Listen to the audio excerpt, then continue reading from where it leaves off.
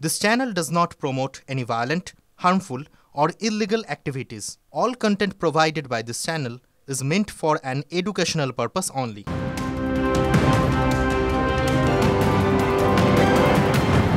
দেখছেন টিভি9 বাংলা। শর্মিষ্ঠার সঙ্গে রয়েছে আমি শুভজিৎ। শর্মিষ্ঠা, ঘড়ির কাঁটা 7:30 মানেই বেঙ্গল ব্রেকিং। বেঙ্গল ব্রেকিং এর শুরুতেই নজর রাখতে হচ্ছে সাঁকরাইলের দিকে। হিন্দু সংগঠন সিংহ বাহিনীর সভায় বক্তব্য রাখছেন শুভেন্দু অধিকারী। মুখ্যমন্ত্রী ইচ্ছা করে ছাতা না ধরে মাথায় কাপড় লাগান এবং কাপড়ের পাশে কানটা খুলে দেন, যেন মাথায় বৃষ্টি পড়বে কানে পড়বে না। এইটা যে মুখ্যমন্ত্রী কমপ্লিট মেসেজ দিতে চান যে এত দুর্গা পূজা হয়, এত হিন্দু ছেলেমেয়েরা যুক্ত, আমি একটু গেলাম, কিন্তু আমি বাধ্য হয়ে গেলাম, আমি তোমাদের লোক, তোমরা আমায় ভুল বুঝো না। তোমাদের 35 ভাগ যেন আমি একদম পুরো মাত্রায় পাই, এটাই হলো উনার আসল কাজ। উনি চাকরি দেননি, শিক্ষিত হিন্দু বলুন মুসলিম বলুন সবাই বঞ্চিত হয়েছে। উনার শিল্প দাঁড়িয়েছেন, 11তে এসে শিল্প দাঁড়িয়েছে, 16তে এসে চাকরি খেয়েছে, আর 26-এ যদি আসে তাহলে হিন্দু শেষ। আজকে হিন্দুদের কাছে আমি এই কথাটা বলে গেলাম, আপনাদের জোর বাঁধতে হবে, জোর বাঁধতে হবে। এই মুখ্যমন্ত্রী কখনো কোথাও বলেন না উর্দু স্পিকিং মুসলিম, বাংলা স্পিকিং মুসলিম। ইনি হিন্দি স্পিকিং, বাঙালি স্পিকিং বলেন, যাতে আমাদের সনাতনীদের ভাগ করা যায়। আমি আপনাদের বলছি, ভাষার নামে, জাতের নামে, ব্রাহ্মণ ক্ষত্রিয় বৈশ্য শূদ্র, রাজনীতির নামে আপনারা বিভক্ত হবেন না। বিভক্ত যদি হন তাহলে আগামী দিনে পশ্চিম বাংলায় আমাদের কাশ্মীরের মতো হবে অস্তিত্বের সংকট। এবং আপনারা নিজেরা দেখুন জনবিন্যাস কিভাবে বদলে যাচ্ছে, কিভাবে জনবিন্যাস বদলে যাচ্ছে। আজকে 1947-এ যেদিনকে ভারত পাকিস্তান সৃষ্টি হল, সেদিন আজকের বাংলাদেশে হিন্দু জনসংখ্যা কত ছিল? 33%। আজকে বাংলাদেশে হিন্দু কত? 7%। বাংলাদেশে শিক্ষা টিকি রাখা নিষিদ্ধ। বাংলাদেশে গলায় তুলসী মালা, আচার মালা পরা নিষিদ্ধ।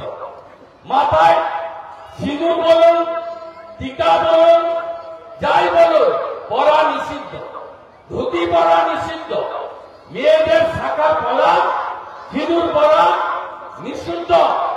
নাম এই দামোদর মাস, কার্তিক মাস চলছে, সর্বত্র হিন্দু পাড়াতে বৈষ্ণবরা তারা সকালবেলা খোল মৃদঙ্গ খঞ্জামি নিয়ে একদম প্রত্যুষে এবং সন্ধ্যাবেলা তারা নগর কীর্তন করছেন। বাংলাদেশে কোথাও আপনি করতে পারবেন না। কেন? আমরা 33% থেকে নেমে 7% হয়েছি। পশ্চিম বাংলায় 1951 সালে জনগণনাতে হিন্দু ছিল 85%। 2011 জনগণনায় হিন্দুর সংখ্যা হয়েছে 72%। আমি শুভেন্দু অধিকারী দায়িত্ব নিয়ে বলে গেলাম, রেকর্ড করে রাখুন মোবাইলে। এখন তো ইলেকট্রনিক সিস্টেম অস্বীকারের জায়গা নেই। 2027 সালে যে জনগণনা শুরু হবে, 2031-এ যার ফলাফল আসবে, দেখবেন পশ্চিম বাংলায় হিন্দুরা 85 থেকে 65-র নিচে নেমে যাবে। এটা কেন হচ্ছে বন্ধু? আমাদের তো ভারতীয়দের নিয়ে কোনো সমস্যা নেই। হিন্দু, মুসলিম, শিখ, খ্রিস্টান, জৈন, বুদ্ধিস্ট কাউকে নিয়ে সমস্যা নেই।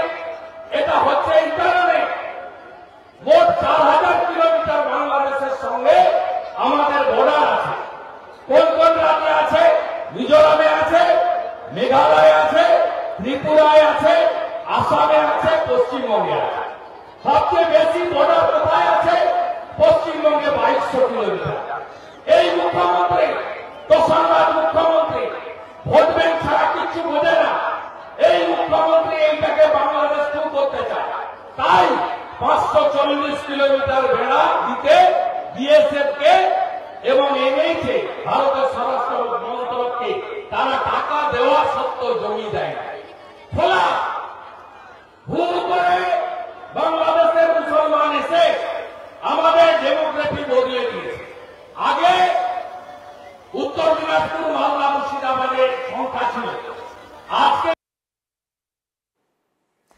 এমএলএ শুভেন্দু অধিকারী বক্তব্য রাখছিলেন এবং সেখানেও দেখলাম আমরা অনুপ্রবেশ ইস্যুতে তিনি রাজ্যের শাসক দলকে নিশানা করলেন।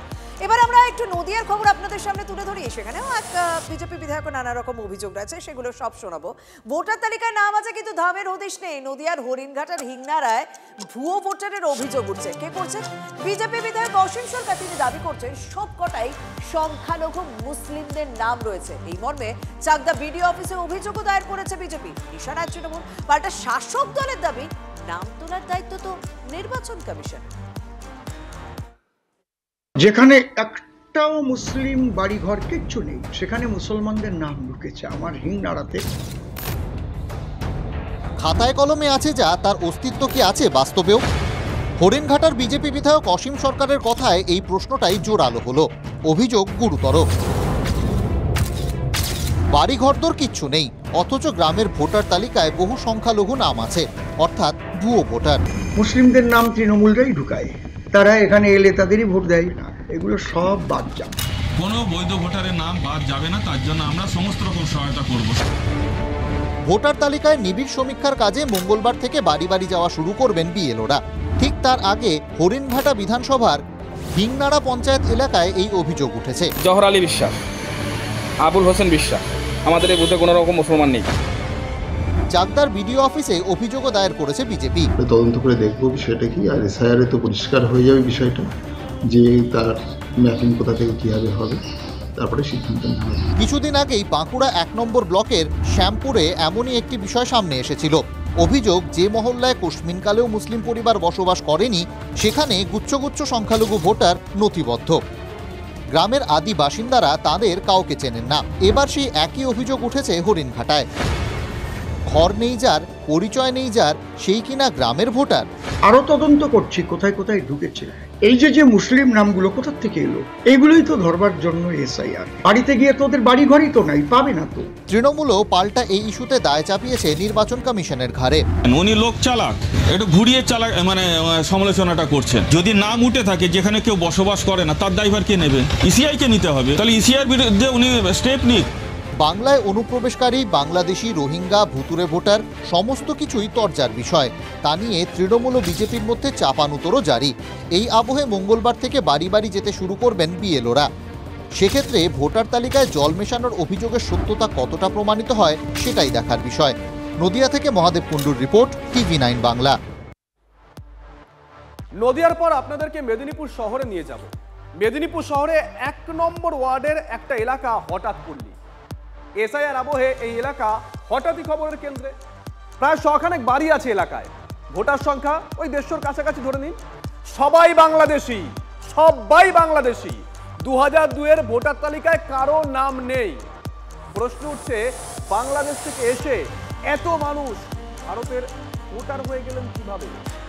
হঠাৎ পল্লীতেই হঠাৎই জনপ্রিয় হয়ে উঠেছে সিএ। ছিল ধান জমি, কিন্তু 2000 সালের পর থেকে সেই জমিতে আর ধান চাষ হয় না। হঠাৎ করেই পাড়া হয়ে গেল। অনেকে বলেন হঠাৎ জনবসতি গড়ে ওঠার জন্যই এলাকার নাম হঠাৎ পল্লী। এসআইআর আবহে হঠাৎ করেই হঠাৎ পল্লী খবরের কেন্দ্রে। 2002-এর ভোটার তালিকায় কারোর নাম নেই, কিন্তু এখন সবার কাছেই প্রায় ভোটার কার্ড, আধার কার্ড সহ সমস্ত ভারতীয় নথি আছে। তো ভোটার হচ্ছে, ভোট দেই, কিন্তু এখন যে হয়তো কি এসআইআর হচ্ছে না কি হচ্ছে, সেখানে যদি সরকার আমাদেরকে ভোটার করে বা রাখে, রাখবে, না রাখলে না রাখবে। এখানে তাহলে ভোটার কার্ড বা আধার কার্ড করালেন কিভাবে? সেটাও লোক ইয়ার আমরা এই দলীয় লোক যারা এরা করে দিয়েছে। না, তখন ছিল না, মিথ্যা কথা বলবো কেন, তখন ছিল না, তারপরে হয়েছে। আমি এখানে 2003 সালেই বাড়িটা করছি। আমি 2003, মানে আপনাদের কি সবাই কি এখানকার বেশিরভাগ বাংলাদেশ থেকে? হ্যাঁ, 2002 এ নাম নাই, যেটা আছে 2007 আমার নাম। প্রশ্ন এখানে, ধান জমিতে একটা পাড়া গড়ে উঠলো, কেউ টের পেলেন না? বাংলাদেশ থেকে আসা নাগরিকরা ভোটার কার্ড পেলেন কিভাবে?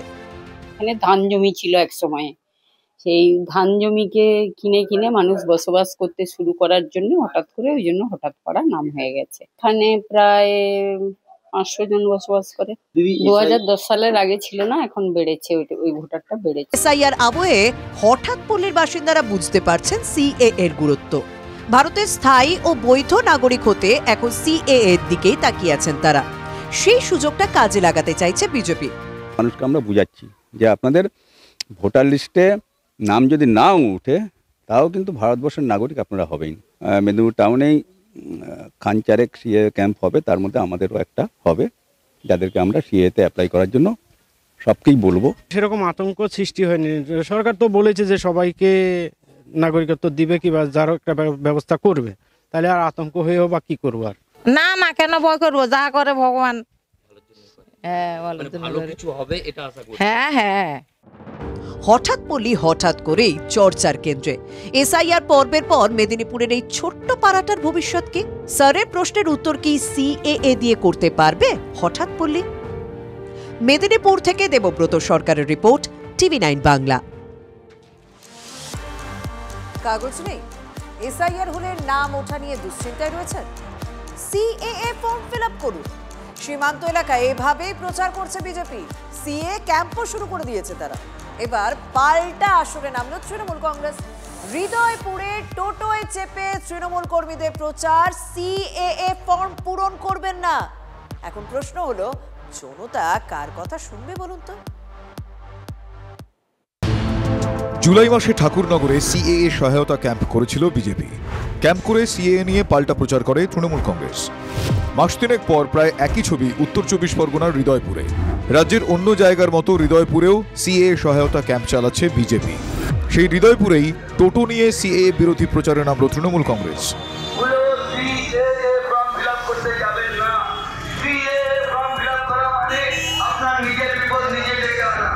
ভুল বোঝানো হচ্ছে বলছে দুদলই। সাধারণ মানুষকে আমরা বলবো, যেভাবে বাংলার মুখ্যমন্ত্রী মমতা বন্দ্যোপাধ্যায় যে নির্দেশিকা দিয়েছেন সেই অনুযায়ী মানুষ যাতে কাজ করে এবং কোনো ভুয়ো বিভ্রান্তিতে মানুষ না পড়ে। স্বতঃস্ফূর্তভাবে মানুষ সিএর ফর্ম ফিল আপ করার জন্য, আমাদের সহায়তার জন্য মানুষ আমাদের কাছে এসছে। মানুষকে এভাবে ভুল বুঝিয়ে আর মানুষকে আটকে রাখতে পারবে না, এটা হয়তো তৃণমূল কংগ্রেস ভয় পাচ্ছে। কারা আসছেন ক্যাম্পে? সবারই বাংলাদেশ যোগ।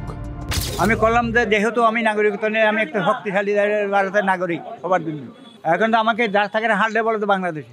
ভোটার কার্ড নাই আমার। 95 সাল থেকে আমি ভোটার লিস্টে নাম তোলার জন্য চেষ্টা করেছি সমানে প্রত্যেক বছর, কিন্তু আমাকে বলছে আপনার হিয়ারিংয়ে গেলে বাবা মার ভোটার লিস্ট দেখান। তাই আমি সিএতে নতুন করে ফর্ম ফিল আপ করে নাম নথিভুক্ত করার জন্য আমি সিএ ফর্ম নিলাম।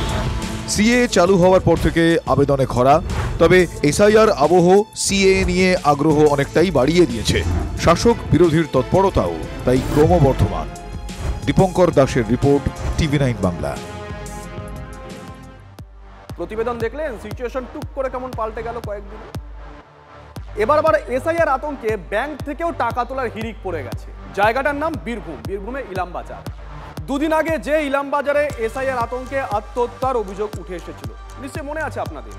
এবার সেখানকার বহু মানুষ আতঙ্কে নিজেদের সঞ্চিত অর্থ ব্যাংক থেকে তুলে নিতে শুরু করেছেন।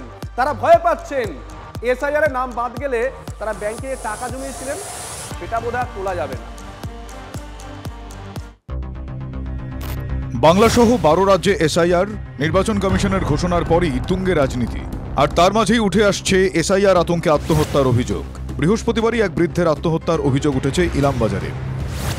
এবার সেই ইলামবাজারেরই লেলেগড় এলাকায় সকাল থেকে ব্যাংকের সামনে জড়ো হতে দেখা গেল বেশ কিছু মানুষকে। সকলেই এসেছেন ব্যাংক থেকে নিজেদের সঞ্চিত টাকা তুলে নিতে। জিজ্ঞাসা করতে জানা গেল, টাকা তোলার হঠাৎ হুড়োহুড়ির পিছনেও নাকি এসআইআর আতঙ্ক। টাকা তুলে নিয়েছেন? হ্যাঁ, তুলে নিয়েছি। কত টাকা তুলেছেন? 15,000 টাকা। কি কারণ? কারণ এই যে হচ্ছে এটা যে এসআইআর হচ্ছে, এটা কি হবে? টাকা তুললেন কেন? টাকা তুলবো, এখন খাবো কি না? তো টাকা যদি সিজ করে যায় তখন আমরা কোথায় বাঁচবো, কি করে খাবো? যদি অন্য কোথাও পাঠিয়ে দেন? অন্য কোথাও পাঠিয়ে দিলে তো তখন সেই একই ব্যাপার হবে, তার জন্যই টাকা তোলা। খুব ভয়ে আছে আর কি, ওই জন্যই তুলে নিয়েছি।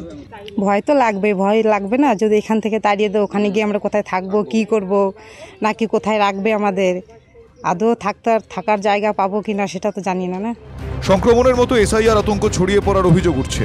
বীরভূমের তৃণমূল নেতা কাজল শেখ মানুষকে তাই গুজবে কান না দেওয়ার আবেদন জানিয়েছেন। যদিও এসআইআর আতঙ্ক ছড়িয়ে দেওয়ার জন্য তৃণমূলকেই দায়ী করছে বিজেপি। এটা বিজেপির চক্রান্ত, বিজেপির চক্রান্তে বিজেপির ফাঁদে পা দেবেন না। মামাটি মাসের সৈনিকেরা আমাদের পাশে আছে, আসুন আমাদের সঙ্গে যোগাযোগ করুন, সব দিক দিয়ে আপনাদেরকে আমরা সহায়তা হাত বাড়িয়ে দেবো। তৃণমূল নিজেরা হারার আতঙ্কে মানুষের মধ্যে এরকম আতঙ্ক ছড়াচ্ছে। তারা মনে রয়েছে ভারতবর্ষটা তাদের বাপতি সম্পত্তি, তা চলবে না। ভারতবর্ষ যেমন আছে সেটাই থাকবে, কাউরির বাপতি সম্পত্তি নয়। বাংলাদেশ থেকে সেখানে ঢুকে যাবে, পাকিস্তান থেকে ঢুকে যাবে, ভারতবর্ষ কি ধর্মশালা নাকি, না তৃণমূলের বাপের জমিদারি? রাজনীতির চাপান উত্তর চলছে, আর তার মাঝেই এসআইআর আতঙ্ক ছড়ানোর অভিযোগ আসছে রাজ্যের নানা প্রান্ত থেকে। অনেক ক্ষেত্রেই যার সত্যতা নিয়ে প্রশ্ন তুলছে বিজেপি। তাতে অবশ্য এসআইআর আতঙ্ক অভিযোগের সংখ্যা কমছে না। বোঝা যাচ্ছে আপাতত এসআইআর বিতর্ক থেকে নিষ্কৃতি পাচ্ছে না ভোটমুখী Bangla. Bureau report, TV9 Bangla. 26-এর ভোটে তৃণমূলের সঙ্গে ডিজিটাল যুদ্ধে বিজেপি। তৃণমূলের আমি বাংলার ডিজিটাল যোদ্ধা, এর ধাঁচে এবার নম যুবা যোদ্ধা গেরুয়া ব্রিগেডের। যুব সমাজকে বেশি করে পাশে পেতে সপ্তাহ দুয়েক আগে অভিষেক বন্দ্যোপাধ্যায়ের নেতৃত্বে কর্মসূচির সূচনা করে তৃণমূল কংগ্রেস। এরপরই গতকাল নতুন কর্মসূচির ঘোষণা করল পদ্মশ্রী। বাগযুদ্ধের পাশাপাশি এবারে তৃণমূলের সঙ্গে ডিজিটাল যুদ্ধে বিজেপি। নম যুবা যোদ্ধা কর্মসূচি ঘোষণা করল গেরুয়া ব্রিগেড।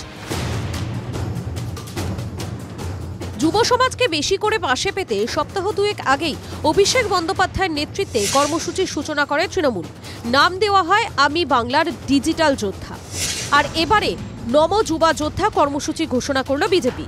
শনিবার কলকাতার ICCR প্রেক্ষাগৃহে যুব মোর্চা কর্মীদের নিয়ে একটি অনুষ্ঠানের আয়োজন করা হয়েছিল। উপস্থিত ছিলেন বিজেপির রাজ্য সভাপতি শ্রমিক ভট্টাচার্য, বিজেপির সাংসদ বিপ্লব কুমার দেব, সুনীল বনসল, অমিতাভ চক্রবর্তী প্রমুখরা। সেখানেই এই কর্মসূচির ঘোষণা করা হয়। এই কর্মসূচি রূপায়ণের দায়িত্বে থাকবে যুব মোর্চা। তৃণমূল কংগ্রেস যেভাবে করে লুটপাট চালিয়েছে, তরুণ যুব সমাজের চাকরি চুরি করেছে, রাজপথে যেভাবে যুব সমাজ নেমে পড়েছে, তৃণমূল ডিজিটালেই রয়ে যাবে। পথে নামলে তরুণ যুব সমাজকে তাদেরকে জবাব দিতে হবে, সাধারণ মানুষকে জবাব দিতে হবে। সাধারণ মানুষ, যুব সমাজ কিন্তু চোর নয়, তারা কেউ বালি চোর নয়, তারা কেউ চাকরি চোর নয়, তারা কেউ ঘুষ খায় না। বিজেপি সূত্রের খবর, কেন্দ্রীয় পর্যবেক্ষক সুনীল বনসলের নির্দেশেই পশ্চিমবঙ্গে এই কর্মসূচি নেওয়া হয়েছে। বিজেপির দাবি, আগামী বিধানসভা নির্বাচনের আগে তৃণমূল সরকারের দুর্নীতির বিরুদ্ধে রুখে দাঁড়ানো এবং বিকশিত বাংলা গড়ার লক্ষ্যেই এই উদ্যোগ।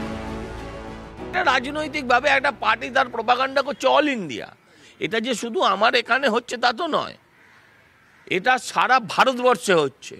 সারা ভারতবর্ষের মানুষকে একটা সূত্রে বাঁধার, তার ভেতরে জাতীয়তাবোধের আরও উন্মেষ ঘটানোর, তার ভেতরে চেতনা আনানোর দেশপ্রেম সম্বন্ধে, এগুলো বিভিন্ন প্রজেক্টের মাধ্যমে তো প্রতিনিয়ত চলছে। এটা তারই একটা অংশ।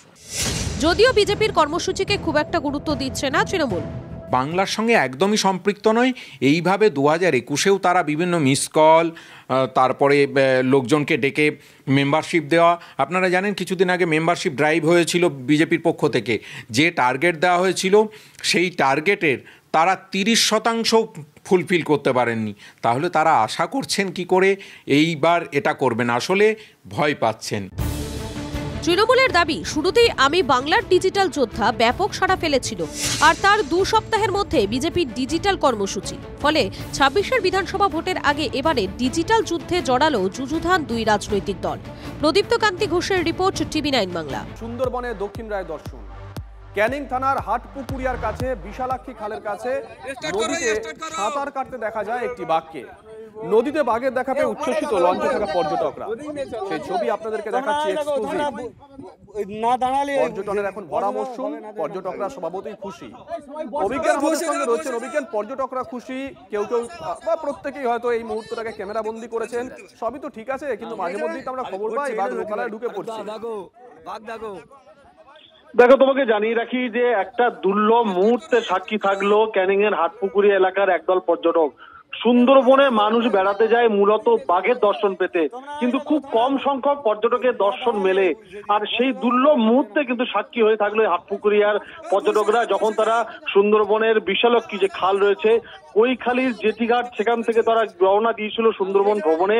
জলপথে তখন তাদের নৌকা যখন যাচ্ছিল, সেই সময় তাদের সামনে তারা দেখতে পায় যে একটি বড় প্রকাণ্ড সাইজের একটি বাঘ নদীর সাঁতরে অন্য একটি জঙ্গলের দিকে এগিয়ে যাচ্ছে, এবং সেই নদীর সাঁতরানোর মুহূর্তের ছবিটা কিন্তু তাদের চাক্ষুষ সাক্ষী থেকেছে।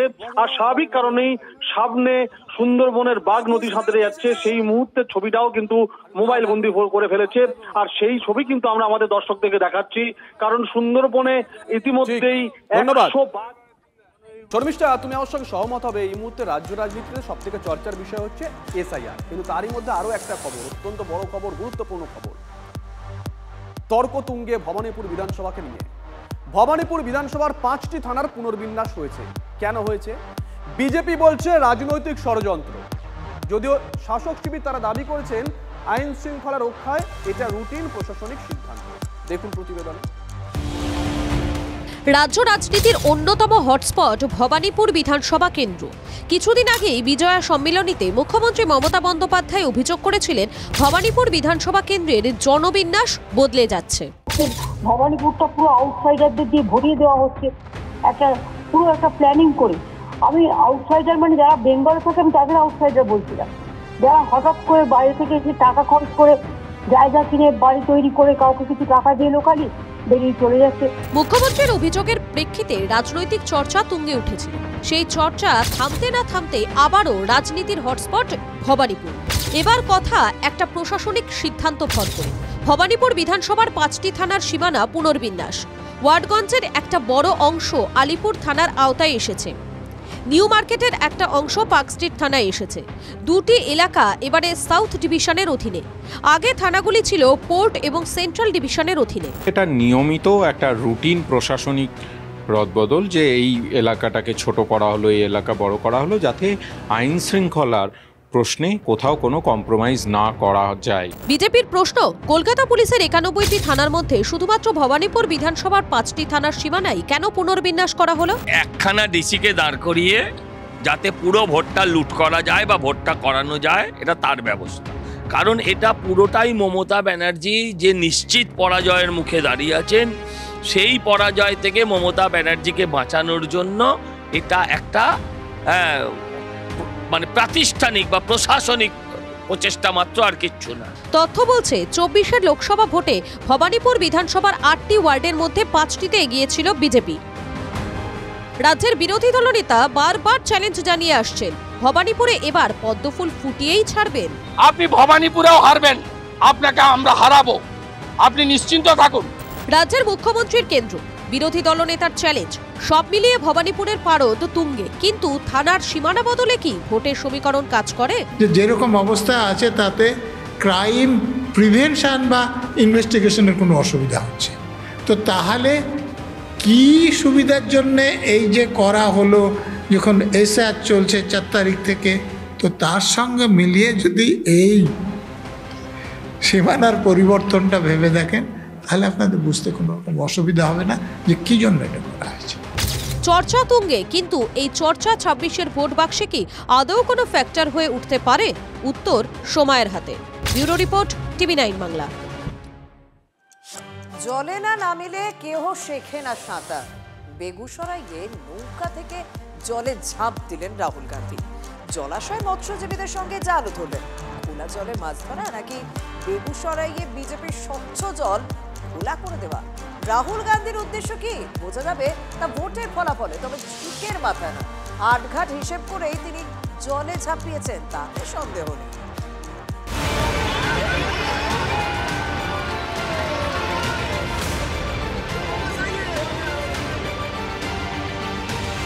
বিহারের নির্বাচন কতটা অনিশ্চিত, কতটা কাটায় কাটায় টক্কর হচ্ছে, এনডিএ ও মহাগঠবন্ধন দুপক্ষ কতটা মরিয়া, তার সাক্ষী হয়ে রইল বেগুসরাইয়ের ওই পার বাঁধানো জলাশয়।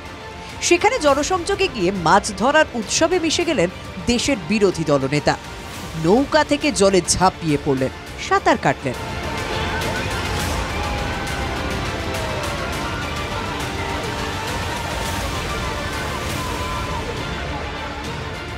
জলে নেমে জল মাপা। বেগুসরাইয়ের তল কি পেলেন রাহুল গান্ধী?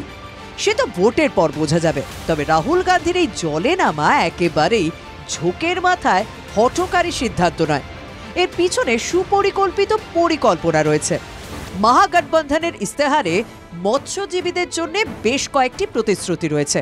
পশ্চিমবঙ্গের সমুদ্র সাথীর মতোই অফ সিজনে মৎস্যজীবীদের জন্য মাসে 5,000 টাকা করে আর্থিক সহায়তার অঙ্গীকার করেছে মহাগঠবন্ধন। রাহুল গান্ধীর জলে নামা দৃশ্যের সঙ্গে সেই অঙ্গীকারের কথা বিহারের কোনায় কোনায় পৌঁছে দিতে চাইছে কংগ্রেস। किसान मुझे घर में शादी में बुलाए, मैं पहुंच जाऊंगा।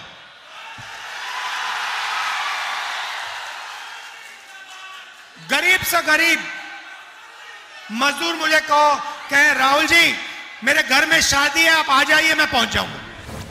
এদিকে নির্বাচনী প্রচার সভায় প্রধানমন্ত্রী কৃষক সমাজকে স্মরণ করিয়ে দিয়েছেন কিভাবে কেন্দ্রের বিজেপি সরকার চাষিদের ব্যাংক অ্যাকাউন্টে সরাসরি আর্থিক সহায়তা পৌঁছে দেয়। यहाँ के 2 लाख किसानों के खाते में 650 करोड़ रुपए जमा हो चुके हैं। बिना कट कमीशन और करप्शन के किसान के खाते में जमा हुआ है। মহাগঠবন্ধনের বন্ধনও অটুট নয় দাবি প্রধানমন্ত্রীর। আবার সভায় তার অভিযোগ কংগ্রেসের মাথায় বন্দুক ধরে তেজস্বীকে মুখ্যমন্ত্রী পদপ্রার্থী করিয়ে নিয়েছে আরজেডি। मैं आपको एक अंदर की बात बता रहा हूं, आरजेडी ने कांग्रेस की कनपट्टी पर कट्टा रखकर सीएम पद चोरी कर लिया। মুজফ্ফরপুরের সভায় কেন্দ্রীয় স্বরাষ্ট্রমন্ত্রী অমিত শাহ অবশ্য তেজস্বী ও রাহুলকে এক বন্ধনীতে রেখেই আক্রমণ করেছেন। ना तेजस्वी सीएम बन सकते हैं, ना राहुल पीएम बन सकते हैं, क्योंकि जगह ही खाली नहीं। রাহুল গান্ধীর জলে ঝাঁপ থেকে প্রধানমন্ত্রীর বিস্ফোরক অভিযোগ সব ঘটনা একটা দিকেই ইঙ্গিত করছে। আর্থিকভাবে পিছিয়ে থাকলেও বিহার রাজনীতিতে পিছিয়ে নেই। জাতীয় স্তরে সব নেতা ঝাঁপিয়ে পড়েছেন বিহারে। Bureau report, TV9 Bangla. দেখুন, আপনাদেরকে রাজনীতির অনেকগুলো খবর দিলাম, স্যারের কথা বললাম, এবার স্যারের কথা আরেকবার বলবো। না মানে ওই স্যার নয়, SIR নয়, স্যার মানে শিক্ষক। ছবিটা দেখুন, বলতে সুবিধা হবে। অধ্যক্ষের কাছে তিরস্কৃত হয়ে মদ্যপান করে স্কুলের বারান্দাতেই ঘুমিয়ে পড়লেন স্কুলের শিক্ষক। সোশ্যাল মিডিয়ায় ভাইরাল হয়েছে বার মেরে স্কুলের শিক্ষকের এই কীর্তিকলাপ। ছবিটা একবার দেখুন। দেখছেন ছবিটা? এবার ডিটেলে বলি। ক্লাসে পড়ানোর সময় এক ছাত্রীর খাতার পিছনে নিজের ফোন নাম্বার লিখে দেন ওই শিক্ষক, আর সে কথা জানাজানি হলেই স্কুলের অধ্যক্ষ ওই শিক্ষককে ডেকে তিরস্কার করেন। অধ্যক্ষের কাছে বকা খেয়ে ছুটির পর স্কুলেই মদ্যপান করেন ওই শিক্ষক, আর নেশার চোটে স্কুলেই ঘুমিয়ে পড়েন শিক্ষক।